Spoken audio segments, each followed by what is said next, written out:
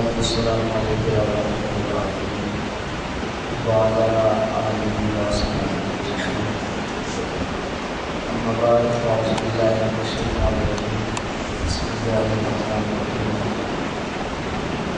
إن المسلمين والمسلمات والمؤمنين والمؤمنات والقانتين والقانتات والصابرين والصابرات والصابرين والصابرات والخاشعين والخاشعات والمتصدقين والمتصدقات والصائمين والصائمات والحافظين فروجهم والحافظات والذاكرين الله كثيرا والذاكرات أعد الله لهم مغفرة.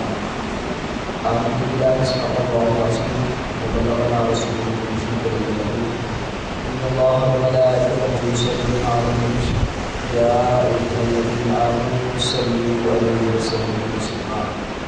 الصلاة والسلام عليك يا سيدي يا رسول الله وعلى آلك وأصحابك يا سيدي يا رسول الله. الصلاة والسلام عليك يا سيدي يا رسول الله وعلى آلك وأصحابك يا سيدي يا رسول الله. السلام عليكم ورحمة الله وبركاته. بعد ذکر خالق دنیا سے اس کا نمبر 22 آیت نمبر 29 کو ارشاد فرمایا سورہ احقاف شریف. ان المسلمین والمسلمات بے شک مسلمان مرد و مسلمان عورتیں والمؤمنین والمؤمنات ایمان والے مرد اور ایمان والی عورتیں والقانتین والقانتات اور فرما بردار مرد اور فرما بردار عورتیں والصادقین والصادقات اور سچے مرد اور سچی عورتیں والصابرین والصابرات اور صبر کرنے والے مرد اور صبر کرنے والی عورتیں والخاشعین والخاشعات اور عاجزی کرنے والے مرد اور عاجزی کرنے والی عورتیں والمتصدقین والمتصدقات اور صدقہ خیرات کرنے والے مرد اور صدقہ خیرات کرنے والی عورتیں والصائمین والصائمات اور روزے رکھنے والے مرد اور روزے رکھنے والی عورتیں والحافظین فروجهم والحافظات اور اپنے شرعگاہوں کی حفاظت کرنے والے مرد اور اپنے شرعگاہوں کی حفاظت کرنے والی عورتیں والذاکرین اللہ کثیرا والذاکرات اور اللہ کو بہت زیادہ یاد کرنے والے مرد اور بہت زیادہ یاد کرنے والے عورتیں آج اللہ عظیمہ مفرتہ واجب عظیمہ. اللہ نے ان تمام کے لیے تیار کر رکھا ہے مغفرتاً بخشش واجب عظیمہ اور بہت بڑا ثواب. یہ اس آیت مبارکہ کا ترجمہ ہے. سیدنا اسماء بنت انس رضی اللہ تعالیٰ عنہ آپ ارشاد فرماتے ہیں کہ اپنے شوہر کے ساتھ جعفر بن ابی طالب کے ساتھ حبشہ سے جب واپس آئے رسول کریم صلی اللہ علیہ وسلم کے ازواج کے ساتھ مل کر انہوں نے دریافت کیا کہ عورتوں کے باب میں کوئی آیت مبارکہ نازل ہونی چاہیے. مرد جو ہیں یہاں وقت رسول اللہ کے ساتھ ہوتے ہیں, چاہے ہجرت کا مقام ہو, جہاد کا مقام ہو, نماز کا وقت ہو, مرد رسول اللہ صلی اللہ علیہ وسلم کی خدمت میں حاضر ہوتے ہیں. بارہا دفعہ آپ کے چہرے پر کی زیارت کرتے ہیں, آپ سے فیض حاصل کرتے ہیں. تو عورتوں کے لیے بھی ایسا وقت مقرر ہو کہ ایک ایسی آیت مبارکہ نازل ہو تو عورتیں اس آیت مبارکہ کو سنیں یا رسول اللہ صلی اللہ علیہ وسلم کی کسی وقت میں زیارت کرنے ہوتے ہیں. ازواج مطہرات نے رسول کریم صلی اللہ علیہ وسلم سے عرض کی کہ رسول اللہ صلی اللہ علیہ وسلم عورتیں جو ہیں جس طرح مرد آپ کی خدمت میں حاضر رہتے ہیں, ہمارا وقت آپ سے فیض حاصل کرتے رہتے ہیں, کہ رسول اللہ عورتوں کے لیے اسی طرح عورتیں بھی آپ سے فیض حاصل کرتی ہیں, عورتیں بھی آپ کی محفل میں ہوا بخش محفل میں آتی رہتی. اللہ کے نبی صلی اللہ علیہ وسلم پر یہ آیت مبارکہ نازل ہوئی کہ بے شک مسلمان مرد اور مسلمان عورت. اس پوری آیت مبارکہ کے اندر اللہ تعالیٰ نے 10 مراتب کو ذکر فرمایا. 10 مرتبے مردوں کے ہیں، وہی 10 مرتبے جو ہیں وہ سب سے پہلے جو بات کی رب نیاز نے فرمایا کہ مسلمین اور مسلمان، بے شک مسلمان مرد بھی مسلمان ہو اور عورتیں بھی مسلمان ہوں. والمؤمنین والمؤمنات، مرد بھی ایمان والے ہوں اور عورتیں بھی ایمان والے ہوں. والقانتین والقانتات، مرد بھی فرما بردار ہوں اور عورتیں بھی فرما بردار.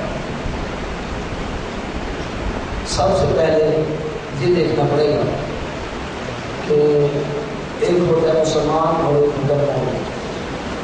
مسلمان اور مومن میں فرق کیا ہے؟ مسلمان وہ ہوتا ہے جو اللہ اور اللہ کے رسول کو مانتا ہے. اللہ اور اللہ کے رسول کو مانتا ہے وہ مسلمان ہے. لیکن جو اللہ اور اللہ کے رسول کی مانتا ہے وہ مومن.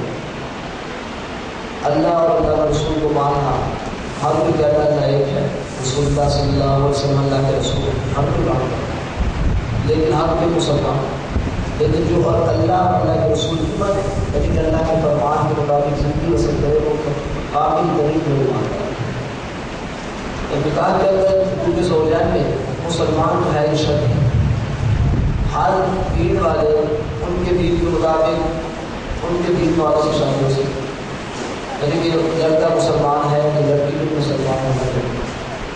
اگر لڑکا یہودی ہے لڑکی کے یہودی ہونا چاہیے. لڑکا کافر ہے لڑکی کے کافر ہونا چاہیے. نکاح کرنا جو ہے سب سے پہلے حقوق زوجین میں نکاح کی بڑی فضیلت ہے.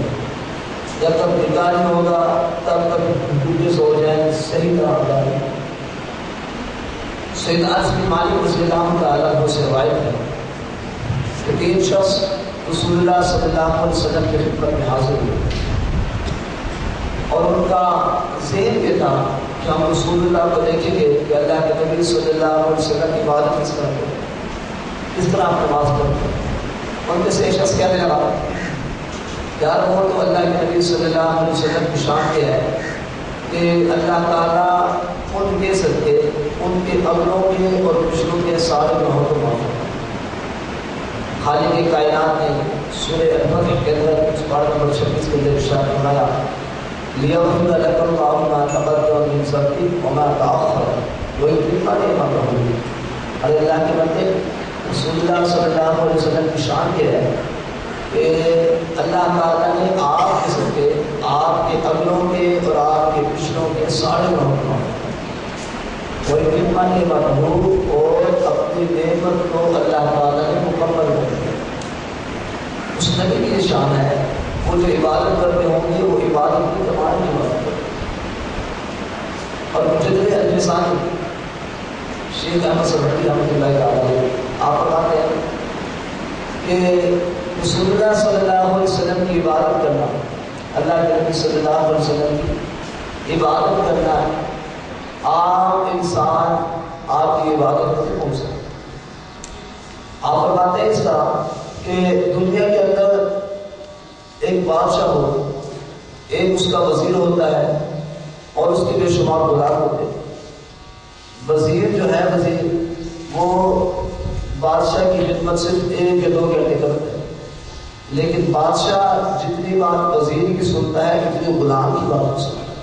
حالانکہ غلام صبح سے لے کے شام تک بادشاہ کی خدمت کرتا رہتا ہے، 24 گھنٹے بادشاہ کی خدمت کرنا، لیکن بادشاہ اپنے غلام کی اتنی بات نہیں سنتا جتنی بات وزیر کی سنتا ہے.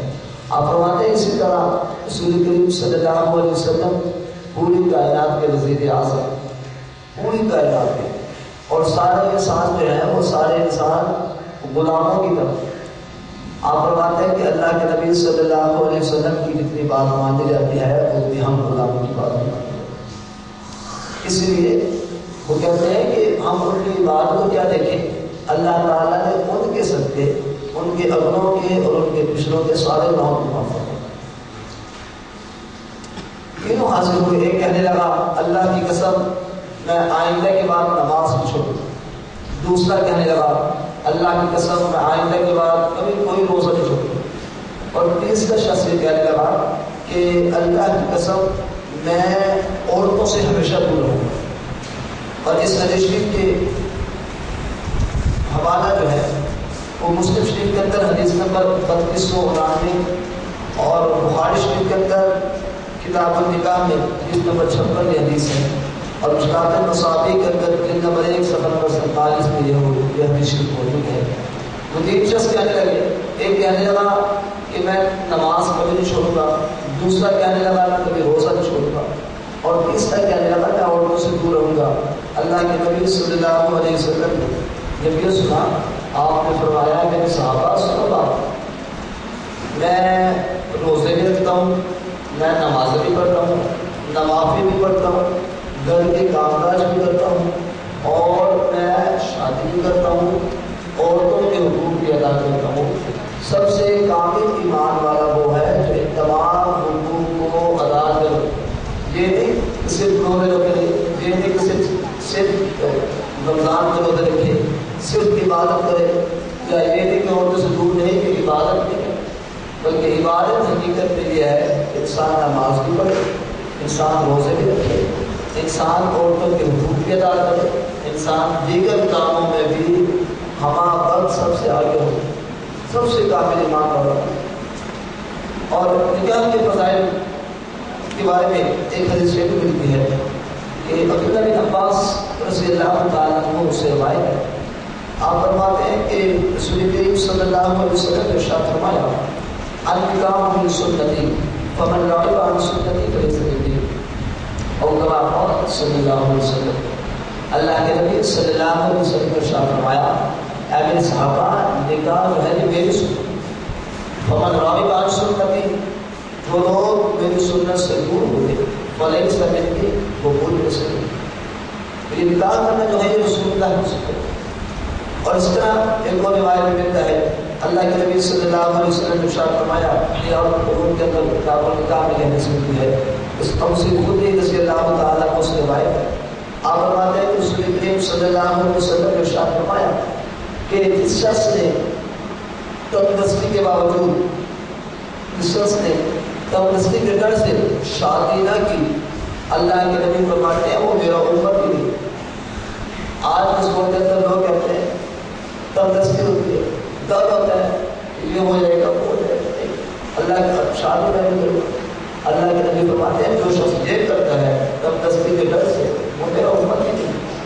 اس لیے کوئی بھی لمحہ ہے انسان کو نکاح سے دور کی بات چاہیے، انسان کو نکاح کرنا. سنت پر عمل کے فضائل، کیونکہ نکاح کرنا بھی سنت ہے، اور سنت پر عمل کی فضیلت کیا ہے. اللہ کے نبی صلی اللہ علیہ وسلم نے ارشاد فرمایا مشکات المصابیح کے اندر یہ حدیث ملتی ہے جلد نمبر 1 صفحہ نمبر 41 پہ رسول کریم صلی اللہ علیہ وسلم نے ارشاد فرمایا کہ میرے صحابہ جس نے میری ایک سنت کو زندہ کیا اللہ تعالیٰ اسے 100 شہیدوں کا ثواب دیتا ہے. اور اس طرح ایک اور حدیث ملتا ہے رسول کریم صلی اللہ علیہ وسلم نے ارشاد فرمایا کنز لقمان شریف کے اندر حدیث نمبر 29909 رسول کریم صلی اللہ علیہ وسلم نے ارشاد فرمایا کہ اللہ تعالیٰ رحم فرمائے، اللہ تعالیٰ رحم فرمائے، اللہ تعالیٰ رحم فرمائے. صحابہ کرام نے اس کی یا رسول اللہ اللہ تعالیٰ اس کے رحم فرمائے. اللہ کے نبی صلی اللہ علیہ وسلم نے ارشاد فرمایا اے میرے صحابہ جو شخص میری سنت کو زندہ کرتا ہے اللہ تعالیٰ اس میں 3 مرتبہ ہے. یہ سنت کی فضیلت یہ ہے کہ سنت کو زندہ کرنا یا 100 شہیدوں کا ثواب ملتا ہے. اور اس کا ایک مقام مجھے بھی ملتا ہے رسول کریم صلی اللہ علیہ وسلم نے ارشاد فرمایا ابن شریف کے اندر اللہ کے نبی فرماتے ہیں کہ جو شخص سنت کو زندہ کرتا ہے گویا اس میں خود زندہ ہے. تو ان روایات سے یہ معلوم ہوا کہ سنت کو زندہ کرنا بعض روایت میں ملتا ہے 100 شہیدوں کا ثواب ہے، اور بعض بھی ملتا ہے کہ اللہ تعالیٰ اس کو رحم فرمائے، اللہ اس کو رحم فرمائے، اللہ اس کو رحم فرمائے. اور ایک روایت میں یہ ملتا ہے رسول کریم علیہ السلام نے فرمایا کہ جس نے میری سنت کو زندہ کیا گویا اس نے مجھے زندہ کیا. ان روایت سے یہ بات روشن کی طرح آیا ہے کہ جو شخص سنتوں پر عمل کرتے ہیں، سنتوں کو زندہ کرتے ہیں، اللہ کے نبی فرماتے ہیں کہ اللہ تعالیٰ انہیں 100 شہیدوں کا ثواب عطا کرے۔ ایمان جو ہے یہ مکمل کب ہوتا ہے؟ انسان کا ایمان اعلیٰ کب ہوتا ہے؟ جس ایمان مکمل نسخہ ہے۔ کیا مطلب ہے اس کا؟ انس بن مالک رضی اللہ تعالیٰ عنہ سے روایت ہے، آپ فرماتے ہیں کہ رسول کریم صلی اللہ علیہ وسلم نے ارشاد فرمایا، جو انسان نکاح کرتا ہے اس کا آدھا ایمان جو ہے وہ مکمل ہو جاتا ہے، اس ایمان اس کا مکمل ہو جاتا ہے۔ اور دوسرا آدھا ایمان کس طرح مکمل ہوتا ہے؟ رسول کریم صلی اللہ علیہ وسلم نے ارشاد فرمایا، دوسرا باقی آدھا ایمان جو ہے وہ اللہ کے خوف سے مکمل ہو۔ آدھا ایمان مکمل ہوا اللہ کے خوف سے، اور آدھا ایمان مکمل ہوا نکاح کرنے سے۔ اس لیے انسان کو یہ چاہیے کہ اللہ کا خوف ہو تو آدھا ایمان مکمل ہوا، اور اس کے ساتھ ساتھ اگر نکاح ہو جائے تو انسان کا ایمان جو ہے وہ مکمل جو ہے اس وقت مکمل ہوتا ہے تو انسان کے دونوں چیزیں پڑے۔ جب انسان نکاح کرتا ہے، شادی کرتا ہے، اللہ تعالیٰ ان دونوں پر، میاں اور بیوی دونوں پر نظر رحمت فرماتا ہے۔ نکاح کرنے سے اللہ تعالیٰ ان دونوں پر نظر رحمت فرماتا ہے۔ رسول کریم صلی اللہ علیہ وسلم نے ارشاد فرمایا، سیدنا میسرہ رضی اللہ تعالیٰ کو آپ اس کا تشریف کرامی ہے، آپ فرماتے ہیں کہ اللہ تعالیٰ گناہوں کو معاف فرما دیتا ہے اس وقت جب دولہا اپنی دلہن کو دیکھے یا دلہن اپنے دولہا کو دیکھے، اللہ تعالیٰ ان کے گناہوں کو معاف فرما دیتا ہے۔ یا پھر اس وقت جب یہ دونوں ہاتھوں میں ہاتھ ڈال کے چل رہے ہوں، اللہ تعالیٰ ان دونوں پر نظر رحمت فرماتا ہے۔ شادی کرنے سے اللہ تعالیٰ بھی کتنا خوش ہوتا ہے اور اللہ تعالیٰ ان پر نظر رحمت فرماتا ہے۔ رسول کریم صلی اللہ علیہ وسلم نے ارشاد فرمایا کہ نکاح کے جو ہے وہ بے شمار فوائد، نکاح کرنے کے بے شمار فوائد ہیں، روحانی بھی اور جسمانی بھی۔ ان تمام فوائد میں ایک فائدہ یہ ہے کہ نسل انسانی کی افزائش ہوتی ہے، کہ نسل انسانی جو ہے وہ بڑھتی ہے۔ دوسرا یہ ہے کہ قوم اور ملت کی جو بقا ہے وہ قائم رہے، قوم اور ملت کی بقا قائم رہے۔ نکاح کا تیسرا فائدہ کیا ہے کہ معاشرے کا قیام جو ہے وہ بھی قائم رہتا ہے، معاشرے کا نظام برہم برہم نہیں ہوتا، بلکہ معاشرہ بھی نکاح کرنے سے جو ہے وہ قائم رہتا ہے۔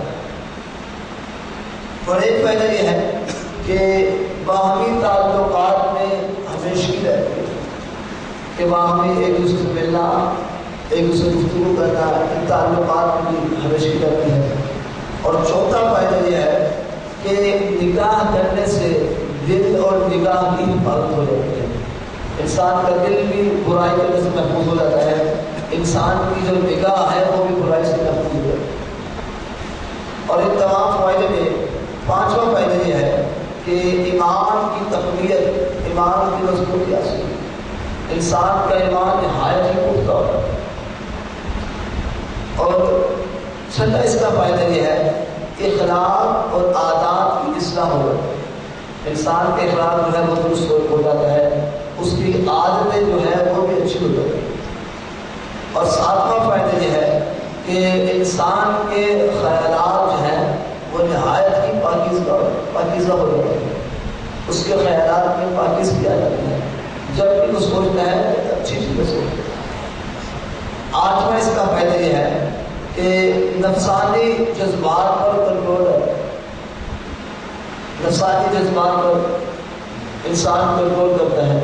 نواں اس کا فائدہ یہ ہے کہ عزتوں کو تحفظ ملتا ہے، انسان کی عزت جو ہے وہ قائم رہتی ہے، اس کو تحفظ ملتا ہے۔ تو انسان یہ ہے نکاح کرنے کا فوائد۔ ان میں 10واں فائدہ کیا ہے؟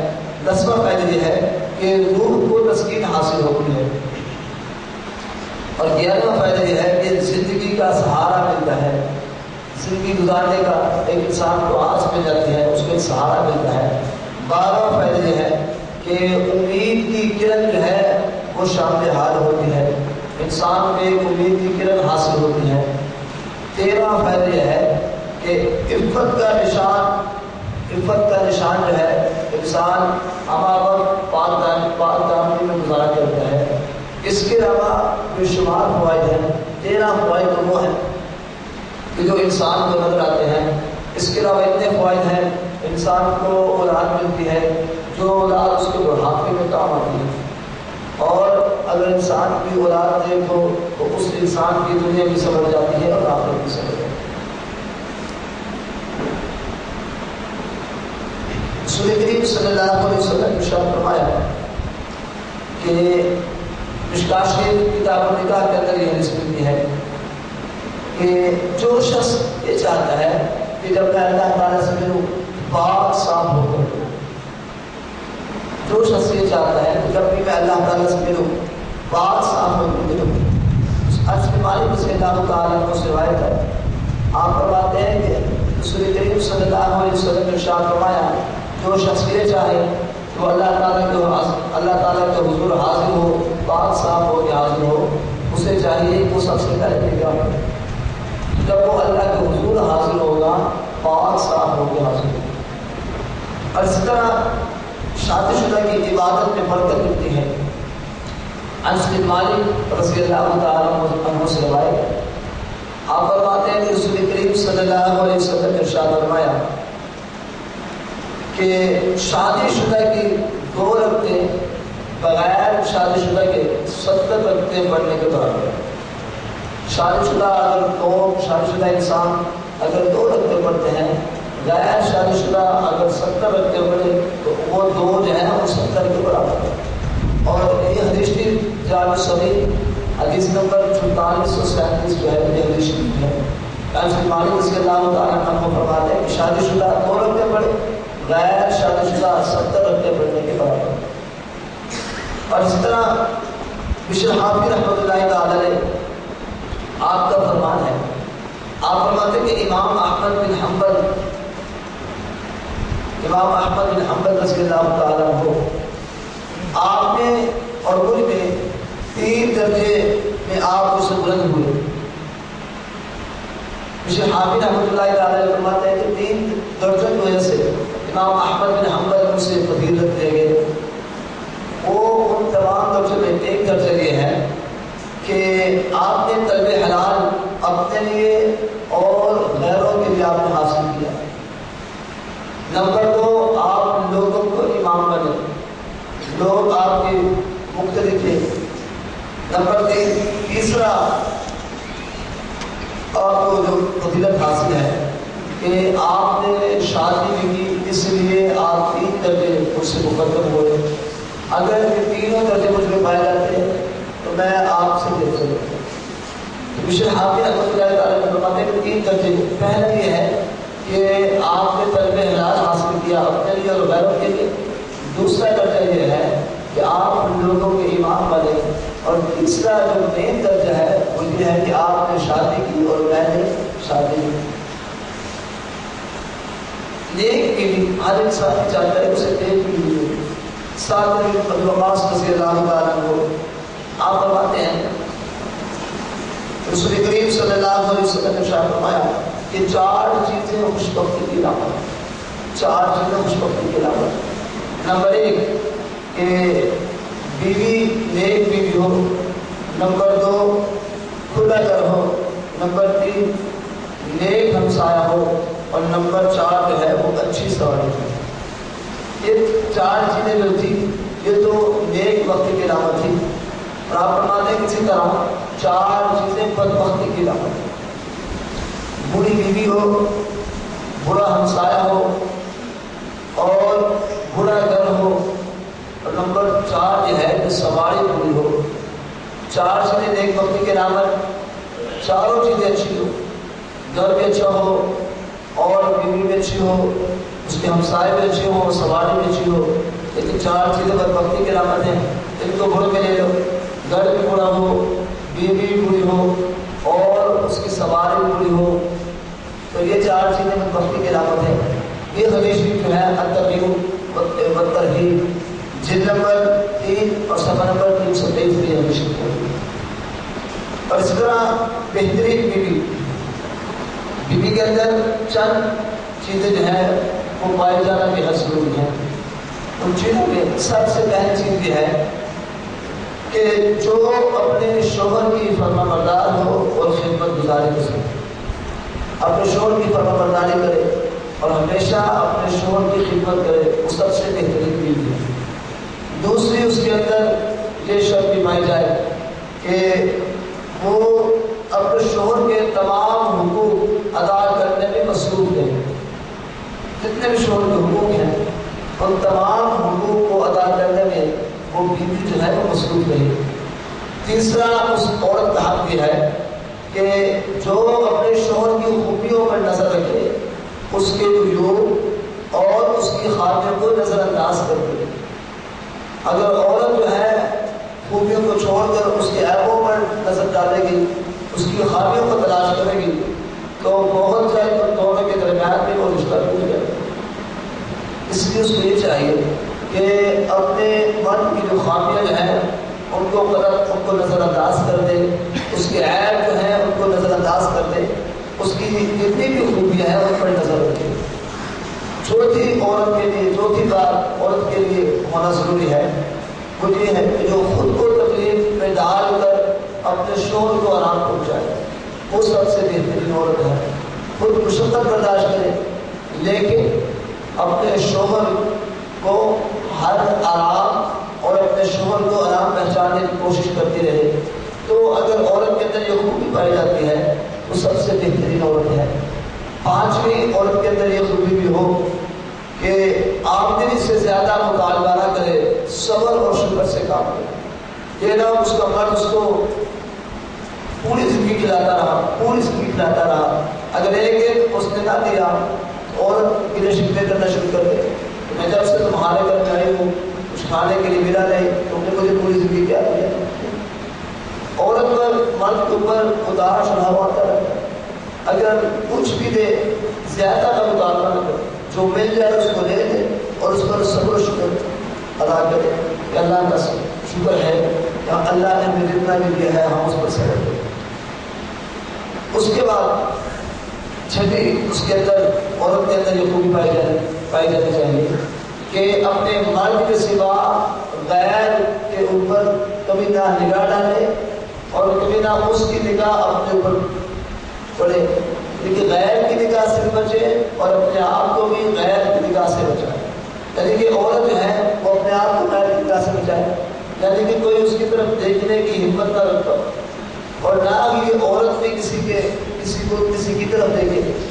اگر اس کے اندر یہ خوبی پائی جاتی ہے تو یہ عورت جو ہے وہ بہترین عورت ہے. اسی طرح ساتویں اس کے اندر یہ خوبی پائی جانی چاہیے وہ یہ ہے کہ اپنی عزت اور ناموس کی حفاظت کرے. اپنی عزت کی اور ناموس کی حفاظت کرے. اگر عورت اپنی عزت اور ناموس کی حفاظت کرتی ہے تو سب سے بہترین عورت ہے. اسی طرح آٹھویں اس کے اندر یہ چیز پائی جانی چاہیے کہ عورت اپنے شوہر کے مال کی، اس کے مکان کی اور اپنی شرمگاہ کی حفاظت کرے. اگر عورت کے اندر یہ تینوں چیزیں پائی جاتی ہیں تو سب سے بہترین عورت ہے. مال کی حفاظت کرے، اپنے مرد کے مکان، جس مکان کے اندر وہ رہ رہی ہے اس کی حفاظت کرے، اور اس کے ساتھ ساتھ عورت جو ہے وہ اپنی شرمگاہ کی حفاظت کرے. کیونکہ اللہ تعالیٰ نے ارشاد فرمایا الذین هم فی صلاتہم خاشعون والذین هم لفروجہم حافظون، کہ ایمان والے وہ ہیں جو اپنی شرمگاہوں کی حفاظت کرتے ہیں. اور اس مقام پہ خالق کائنات نے 22 پارے میں ارشاد فرمایا والحافظین فروجہم والحافظات، پاکیزہ مرد اپنی شرمگاہوں کی حفاظت کرنے والے مرد اور وہ عورتیں جو اپنی شرمگاہوں کی حفاظت کرتی ہیں. اس لیے عورت جو ہے اپنے شوہر کے مال کی، اس کے مکان کی اور اپنے شرمگاہ کی حفاظت کرے، وہ سب سے بہترین عورت ہے. عورت کے اندر نویں جو ہے، نویں صورت، نواں فائدہ، نویں شرط یہ پائی جائے کہ وہ عورت اپنے شوہر کی مصیبت میں مالی اور جانی مدد کرے. اگر شوہر کے اوپر بھی مصیبت کا ٹائم آ گیا اس عورت کو یہ چاہیے کہ اپنا مال بھی اور اپنی جان بھی اس مرد پہ قربان کرے، قربان کرنے کے لیے تیار ہو. کیونکہ عورت کا جو کچھ ہے، اس کو جو کچھ ملا اس مرد کی وجہ سے ملا. اس لیے اس عورت کو چاہیے کہ اپنا مال اور اپنی جان جو ہے اپنے شوہر پر قربان کرے. اگر عورت کے اندر یہ چیز پائی جاتی ہے تو وہ عورت جو ہے وہ سب سے بہترین ہے. 10ویں صورت جو ہے عورت کے اندر یہ پائی جانی چاہیے کہ ظلم اور زیادتی پر وہ عورت ہمیشہ صبر کرے. ظلم بھی ہو رہا ہو، زیادتی بھی ہو رہی ہو، اسے چاہیے کہ وہ صبر کرے، صبر سے کام لے. خالق بے نیاز اپنے لاغر کتاب کے اندر ارشاد فرماتا ہے 34 پارے کے اندر غالباً سورہ ال عمران اس کی آیت نمبر آخری اور اس پارے کا رکوع نمبر 11 یا ایھا الذین آمنوا اصبروا وصابروا ورابطوا، اے ایمان والو تم صبر کرو، وصابروا اور صبر پر قائم رہو. اور ایک مقام پہ اللہ تعالیٰ ارشاد فرماتے ہیں دوسرے پارے کے اندر سورہ رکوع نمبر 3 ان اللہ مع الصابرین، کہ بے شک اللہ تعالیٰ صبر کرنے والوں کے ساتھ ہے. اس عورت کو چاہیے ظلم و زیادتی کے باوجود عورت صبر کرے. 11ویں صورت یہ ہے کہ عورت کے لیے دونوں گھر جو ہے اپنی جان سے بھی زیادہ عزیز ہو. اس کے مرد کا گھر بھی جان سے بھی زیادہ عزیز ہو اور اس کا اپنا جو گھر جہاں سے وہ آئی ہے اس کو وہ گھر بھی اس کو جان سے بھی زیادہ عزیز ہو. وہ ان کی بھی اتنی عزت کرے جتنی عزت ان کی کرتی تھی اور ان کی بھی اتنی عزت کرے جتنی وہ ان کی عزت کرتی ہے. دونوں گھر اس کی نگاہ میں زیادہ عزیز. اور 12ویں صورت یہ ہے، 12ویں شرط یہ ہے اس عورت کے لیے کہ پڑوسیوں میں رہنے والی اچھی عورتوں سے اس کا میل جول ہو، ان سے محبت کرے، نیک خواتین سے وہ محبت کرے، ان سے وہ پیار سے پیش آئے، ان کا میل جول اچھا ہو. اگر جب وہ نیک عورتوں سے ملے گی تو وہ اس سے ملے گی اچھی اچھی باتیں کرے، دین کی باتیں کرے، دین سیکھ کر کرے. 13ویں صورت یہ ہے اس عورت کے لیے جو بہترین عورت ہو، جو دیندار ہو، خود بھی نماز پڑھے اور اپنے شوہر کو بھی نماز پڑھنے کی ترغیب کرے اور اپنے اہل و عیال کو بھی نماز پڑھنے کا حکم.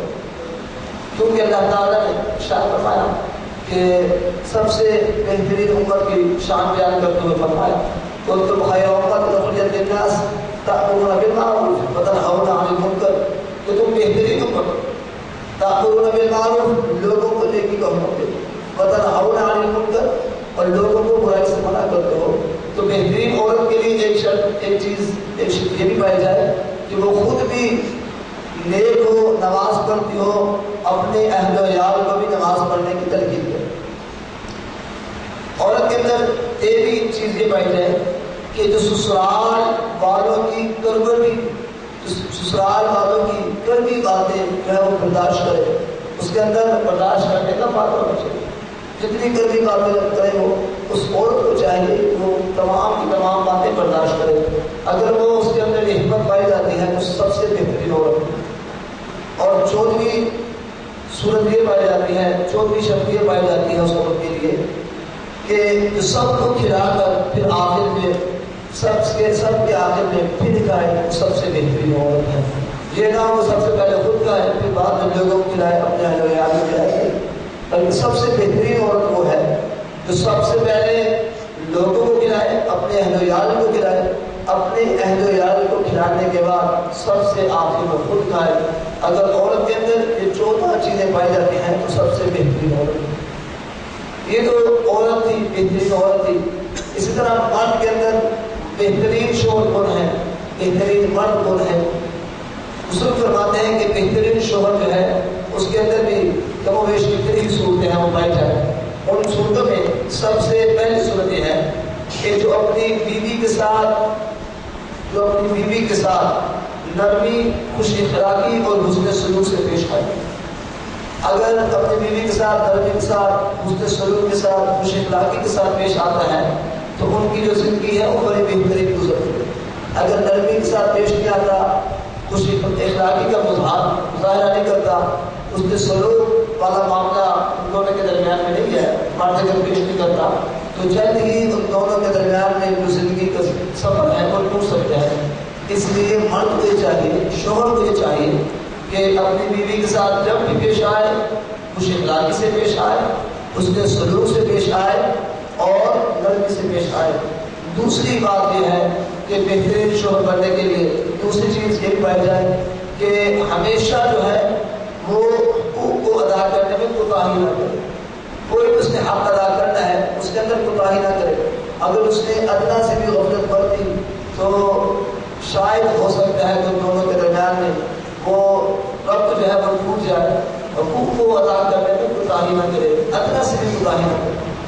تیسری صورت یہ ہے کہ جو اپنی بیوی کا اس طرح ہو کر رہے کہ کبھی بھی اجنبی عورت پر نکاح نہ ڈالے۔ اس طرح مرد کو چاہیے وہ اپنی بیوی کا ہو کر رہے، کبھی بھی اس کی نکاح غیر محرم عورت پر نکاح نہ پڑے، اجنبی عورت پر اس کی نکاح نہ پڑے۔ اگر اجنبی عورت پر اس کی نکاح پڑے اور اس پر فریفتہ ہو گیا تو شاید وہ اپنی بیوی کو چھوڑ دے۔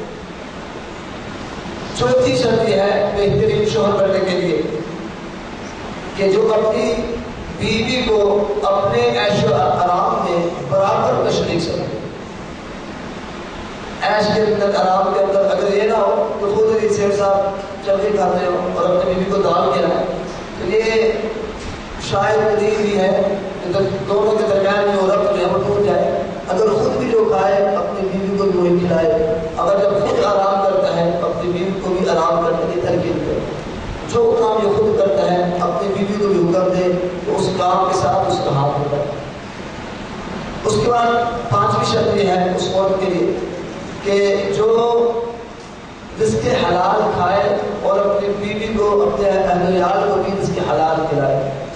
اگر یہ نہ ہو کہ خود جو ہے وہ اس کے حلال کھاتا ہے لیکن اپنی بیوی کو اس کے حرام کھلاتا ہے تو یہ بھی جو ہے قریب ہے کہ شاید وہ ٹوٹ جائے رب، اس لیے خود بھی اس کے حلال کھائے اور اپنے اہل عیال کو بھی اس کے حلال کھلائے۔ چھٹی صورت یہ بنتی ہے کہ جو اپنی بیوی کو پردے میں رکھ کر اس کی عزت اور آبرو کی حفاظت کرنا چاہتا ہے۔ اگر مرد کے اندر یہ چیز بھی پائی جاتی ہے اس کو پردے میں رکھ کر اس کی عزت کی، اس کی آبرو کی حفاظت کرے تو وہ مرد جو ہے وہ بہترین شوہر ہے۔ اگر اس کے اندر یہ چیز نہیں پائی جاتی تو وہ بہترین شوہر ہے۔ اسی طرح ساتویں بہترین مرد بننے کے لیے، بہترین شوہر بننے کے لیے ساتویں چیز کا پایا جانا وہ بھی بہت ضروری ہے۔ وہ کیا ہے؟ بزرگ فرماتے ہیں وہ یہ ہے کہ بیوی کے اخراجات میں، اس کی مصیبتوں میں اور اس کی بیماریوں میں وفاداری کا ثبوت انجام دے۔ اور کوئی مصیبت آئی اس نے وفاداری کا ثبوت جو ہے اس کی مثال پیش نہ کی، اس کے اوپر غم ہے اس نے وفاداری کا ثبوت پیش نہ کیا، اگر وہ کسی رنج میں مبتلا ہے تو اس کو چاہیے کہ اس کی دیکھ بھال کرے، مصیبت میں اس کی دیکھ بھال کرے، رنج میں اس کی دیکھ بھال کرے اور اس کے غم میں اس کی دیکھ بھال کرے۔ اگر یہ مرد جو ہے تینوں چیزوں کے اندر اس کی دیکھ بھال کرتا ہے تو سب سے بہترین مرد۔ اسی طرح آج بھی اس کی خصوصیت یہ بنتی ہے کہ جو اپنی بیویوں کی خوبیوں پر نظر ڈالے، اس کے عیبوں کو چھپا لے، جب بھی اس کی کوئی خوبی نظر آئے اس کو خوب بیان کرے، عیب نظر آئے اس کو چھپا دے۔ یہ نہ ہو کہ چھپاتے چھپاتے، یہ نہ ہو لیکن جو اس کا چھوٹا عیب ہو اس کو چھپا لے، بڑے عیبوں کو نہ چھپائے۔ اگر خوب اس کی نظر آتی ہے تو اس کو خوب اچھی طرح بیان کرے۔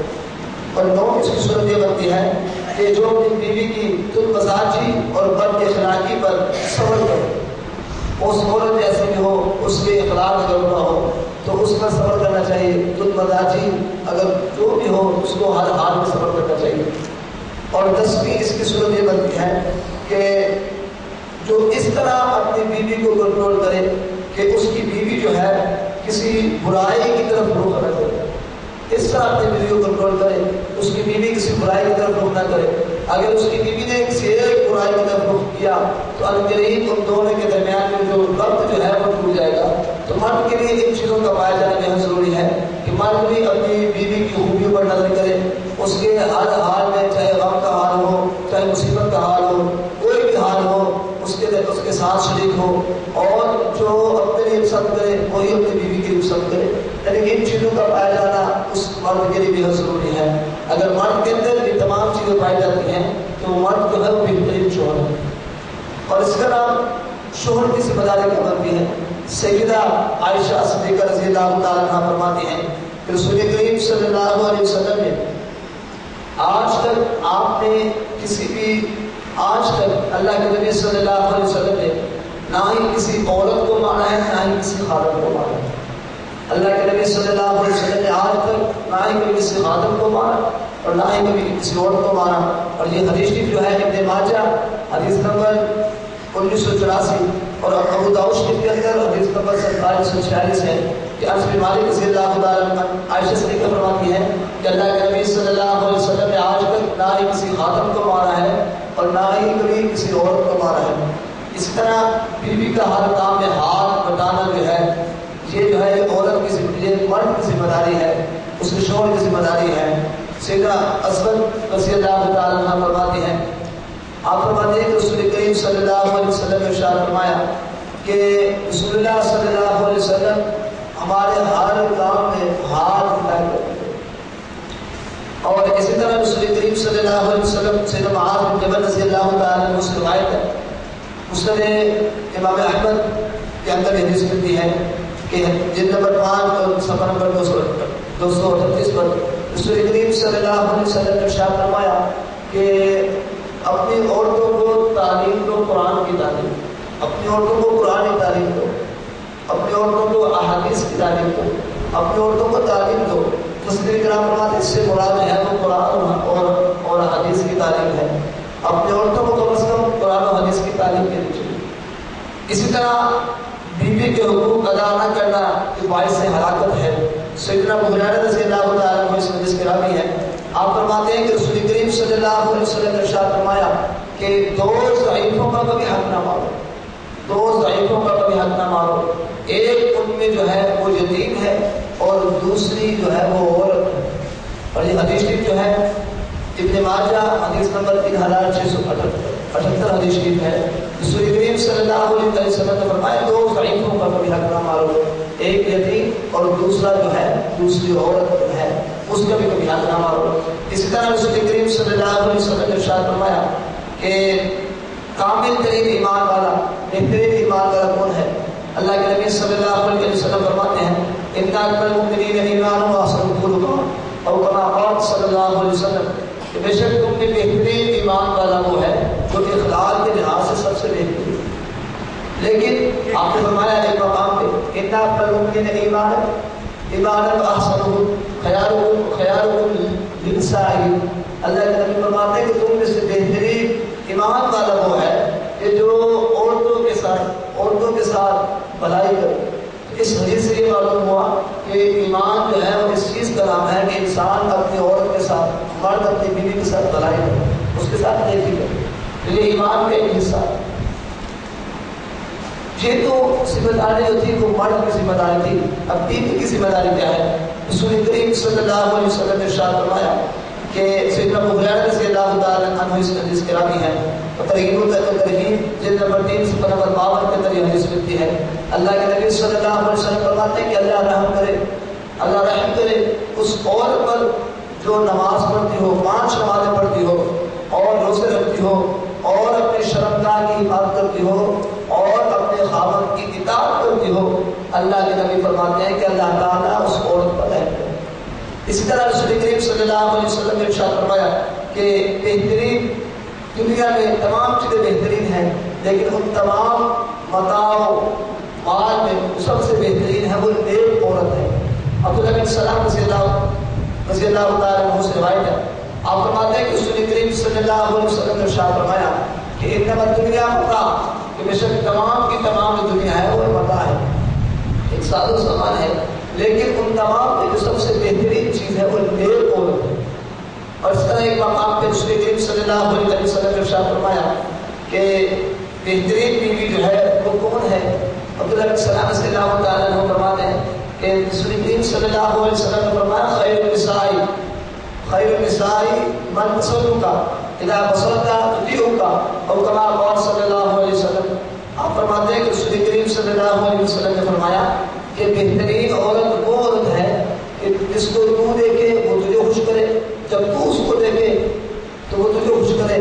اور اس طرح فرمایا جب تو کسی بات کا حکم دے تو فوراً اس کو بجا لائے. سب سے بہترین جو عورت ہے وہ. اور اس حدیث شریف کو روایت کرنے والے اس کے یہ مروی جو ہے ادبی شریف کے نمبر 3 اور صفحہ نمبر 170 کے اندر یہ حدیث ملتی ہے. سیدنا عبداللہ بن سلام رضی اللہ تعالیٰ عنہ فرماتے ہیں اور مرد اور بیوی کے دونوں کے درمیان جو حقوق ہیں وہ حقوق کیسے ہونے چاہیے. رسول کریم صلی اللہ علیہ وسلم نے ارشاد فرمایا، سیدنا ابو ہریرہ رضی اللہ تعالیٰ عنہ سے روایت ہے، آپ فرماتے ہیں کہ اللہ کے نبی صلی اللہ علیہ وسلم نے ارشاد فرمایا کہ مرد جو ہے جب اپنی بیوی کو رات کے وقت جب وہ سوئی ہوئی ہو نوافل کے لیے اٹھانے کی کوشش کرے تو پانی لے کر اپنے ہاتھ میں پانی لے، چلو میں پانی لے، اس پانی کو اس کے چہرے پر پھینک کے عورت اٹھے، اس کو نوافل پڑھنے کا حکم دے۔ اگر اسی طرح اگر عورت اٹھتی ہے، بیوی اس کو اٹھتی ہے تو وہ اس کا مرد سویا ہوا ہے، اس بیوی کا یہ فرض بنتا ہے کہ اپنے شوہر کو رات کے وقت اٹھائے، اگر وہ نہ اٹھے اپنے چلو میں پانی لے، اس پانی کو اس کے چہرے پر پھینکے، اس پانی جب وہ اس کے چہرے پر گرے گا وہ خود بخود اٹھ جائے گا، اور اس عورت کو چاہیے کہ اپنے شوہر کو نوافل پڑھنے کا حکم دے، نماز پڑھنے کا حکم دے۔ دوسری بات یہ ہے کہ ازدواجی زندگی کے راز جو ہیں وہ ظاہر نہ کرے۔ سیدنا ابو سعید خدری رضی اللہ تعالیٰ عنہ فرماتے ہیں، مسلم شریف جلد نمبر 1 صفحہ نمبر 276، آپ فرماتے ہیں کہ رسول کریم صلی اللہ علیہ وسلم نے ارشاد فرمایا کہ سب سے برا وہ شخص ہے جو اپنے راز کی باتیں دوسروں کے ساتھ کرتا ہے۔ مرد جو ہے وہ اپنے راز کی باتیں ازدواجی زندگی کے لحاظ سے جو باتیں وہ کرتا ہے صبح کے وقت آ کے اپنے دوست سے کرے، سب سے بڑا وہ شخص ہے۔ اسی طرح اگر عورت یہ کام کرتی ہے سب سے بری وہ شخص، سب سے بری وہ عورت ہے۔ اسی طرح رسول کریم صلی اللہ علیہ وسلم نے آپ نے مقام پر ارشاد فرمایا کہ بیوی کا جھوٹا پینا جو ہے، رسول کریم صلی اللہ علیہ وسلم نے ارشاد فرمایا، سیدہ عائشہ صدیقہ رضی اللہ تعالیٰ عنہا آپ فرماتی ہیں مسند احمد جلد نمبر 2 صفحہ نمبر 231 پر کہ اللہ کے نبی صلی اللہ علیہ وسلم نے ارشاد فرمایا کہ آپ فرماتے کہ جب میں حیض کی حالت میں ہوتی اگر کسی برتن کو منہ لگا کے پانی پیتی تو اللہ کے نبی صلی اللہ علیہ وسلم اس برتن کو اسی جگہ سے منہ لگاتے جہاں سے میں نے منہ لگایا۔ اللہ کے نبی صلی اللہ علیہ وسلم نے آپ نے محبت کی بات بتائی کہ انسان جب اپنی بیوی سے محبت کرے تو اس طرح کی محبت کرے۔ تو عورتوں، میاں، شوہر اور بیوی کے درمیان میں جو حقوق ہیں وہ ان حقوق کو ہمارے لیے لازم کرنا، ہمیں ان کو اپنانا ہمارے لیے بہت ضروری ہے۔ اس طرح ایک مقام پہ رسول کریم صلی اللہ علیہ وسلم نے ارشاد فرمایا کہ آپ نے کسی غیر محرم کو ہاتھ نہیں ملایا، تو کسی اجنبی عورت سے ہاتھ نہیں ملایا۔ اگر آپ کے ساتھ وہ کلام کرنا چاہتی، ہاتھ ملانا چاہتی، اگر مسلمان ہونا چاہتی، رسول کریم صلی اللہ علیہ وسلم اس کے ساتھ کلام کرتے، مسلمان کر دیتے، اس کو کبھی ہاتھ کرنا۔ لیکن آج کس دور کے اندر کیا ہوتا ہے کہ جب بھی کوئی مرد کسی عورت سے بات کرتا ہے، کسی بھی قسم کی بات ہو، وہ اس کو ہاتھ لگا کے بات۔ ہمارے بڑے بڑے جو وزراء ہیں، جو دام کے وزراء ہیں، چاہے گنجین ہو، کوئی بھی ہو، جب بھی کسی عورت سے بات کرتے ہیں، غیر ملکی عورت سے، اس کے ساتھ سلام کرتے ہیں، اس کو ہاتھ لگاتے ہیں۔ ہمارے جو وزیر خارجہ ہند ربانی خان صاحب ہیں، وہ جب بھی کسی سے بات کرتی ہیں، چاہے کوئی بھی ہو، اس کے ساتھ سلام کرتی ہیں۔ یہ ایمان کا حصہ ہے، یہ ایمانی کا حصہ ہے۔ ہمارے رسول اللہ صلی اللہ علیہ وسلم نے جب بھی کسی اجنبی عورت سے کلام کیا، جب اس سے کلام کرنے، جب اس نے کلام کیا تو اللہ کے نبی صلی اللہ علیہ وسلم نے صرف کلام کیا، اس کو ہاتھ لگایا۔ آپ نے ہمیں یہ درس دیا کہ اجنبی عورت کو ہاتھ لگانا یا اجنبی عورت کسی غیر محرم کو ہاتھ لگاتی ہے، یہ سراسر جائز ہے، بلکہ سراسر غلط ہے۔ اب کسی کا یہ موضوع سنتا، اللہ کی بات میں دعا ہے کہ اللہ تعالیٰ ہمیں دین کے مطابق